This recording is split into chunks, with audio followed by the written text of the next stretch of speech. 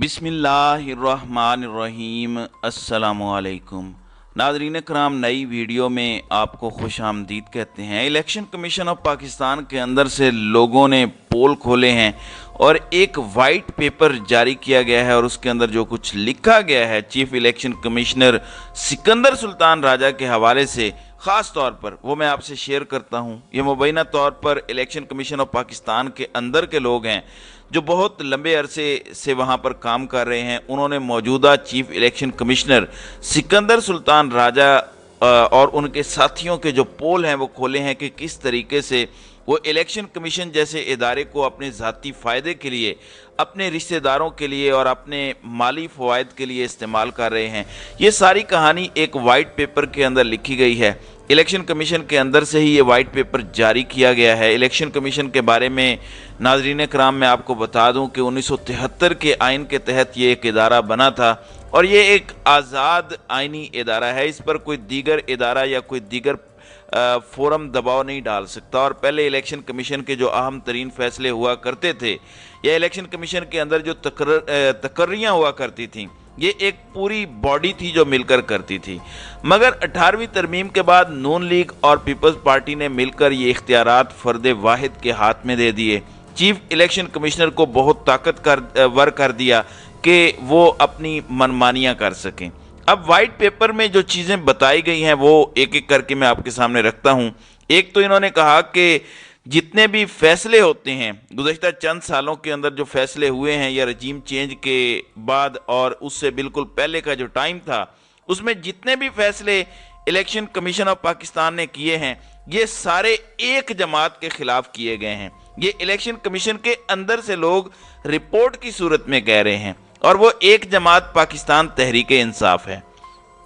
फिर ये बताया गया कि खैबर पख्तूनख्वा में जो लोकल बॉडीज़ इलेक्शन हुए थे, जो लोकल इलेक्शन हुए थे केपीके के अंदर, वो एक मिसाल उन्होंने पेश की कि वहाँ चीफ इलेक्शन कमिश्नर की सख्त हिदायत थी कि पाकिस्तान तहरीक इंसाफ के लोगों को टारगेट करना है और पूरे तरीके से टारगेट करना है। और साथ एक और चीज़ बताई गई कि जो DROs हैं या जो डिस्ट्रिक्ट रिटर्निंग ऑफिसर्स या रिटर्निंग ऑफिसर्स और डिस्ट्रिक्ट मैनेजिंग ऑफिसर्स हैं, वो इलेक्शन कमिश्नर के दबाव में काम करते हैं, आज़ादाना तौर पर काम नहीं कर पा रहे।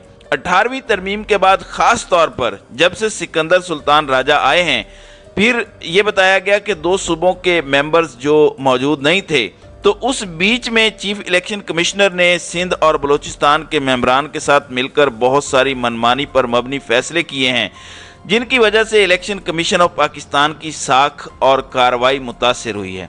फिर कहा गया कि इनके फैसले इंतहाई नाकिस और गलत साबित हुए। मिसाल के तौर पर वो कहते हैं कि जो अपीलें आती हैं इलेक्शन कमीशन के पास, ये बड़ा बारीक नुक्ता है, ज़रा गौर करें।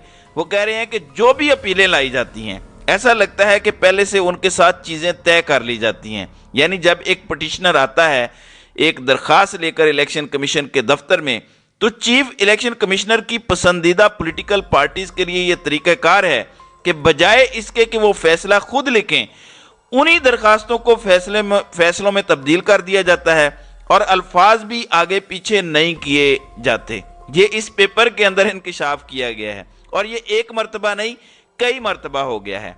और साथ ही वो ये कहते हैं कि इनकी अपनी कोई इनपुट नहीं होती इन फैसलों के अंदर।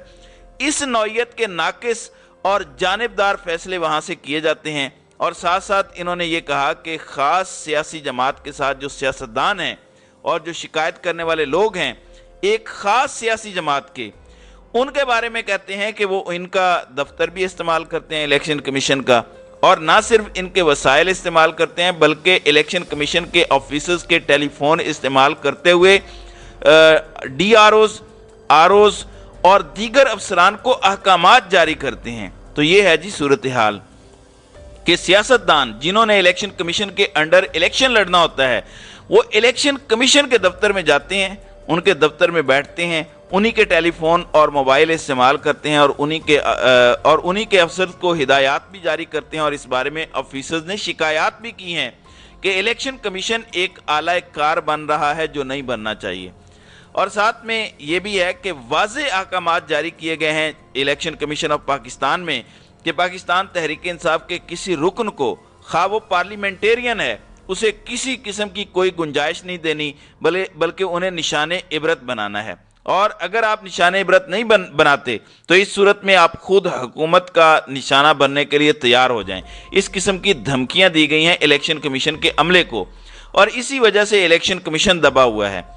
پھر اس میں یہ بتایا جا رہا ہے کہ جو اختیارات چیف الیکشن کمشنر کے پاس آ گئے ہیں اور ان کی وہ ایکسرسائز کر رہے ہیں، اس میں جو بہت سی تعیناتیاں ہیں ان میں ریٹائرڈ افسران کو، جان پہچان والے لوگوں کو بھرتی کیا گیا ہے چیف الیکشن کمشنر کی جانب سے، اور یہ اختیار فرد واحد کے پاس آ چکے ہیں اور انہوں نے غیر قانونی طور پر اس کا غلط استعمال کیا ہے۔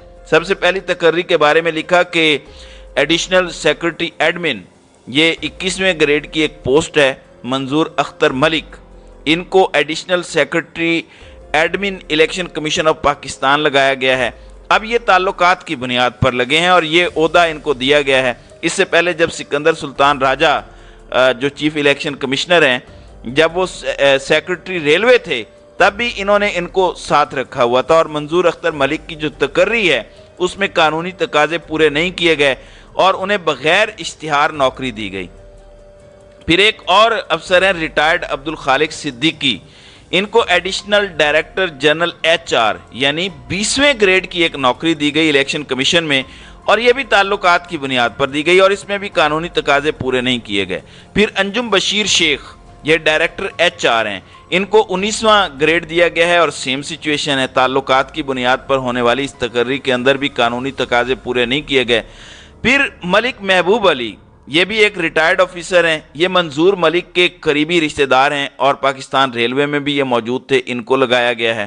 پھر جناب ان کو لگایا گیا ہے ڈپٹی ڈائریکٹر بجٹ، یہ 18واں گریڈ ان کو دیا گیا ہے۔ پھر خرم شہزاد صاحب، وہ ایڈیشنل ڈائریکٹر جنرل لا لگائے گئے ہیں 20ویں گریڈ میں، یہ سکندر سلطان راجہ کے رشتہ دار ہیں اور ریلوے میں ان کو قانونی مشیر لگایا گیا تھا جب سیکرٹری ریلوے ہوا کرتے تھے سکندر سلطان راجہ صاحب۔